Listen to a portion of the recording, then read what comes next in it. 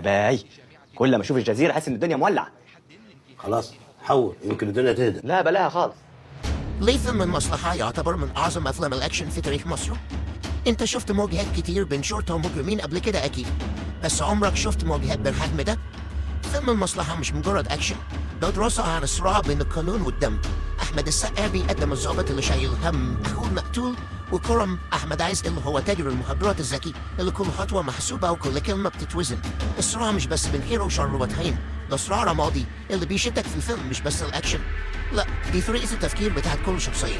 هتحس إن الاتنين مظلومين والاتنين غلط، وفي مشاهد مش هتخرج من دماغك زي لحظة المواجهة في الصحراء أو مشهد التعذيب أو النهاية اللي كانت قنبلة.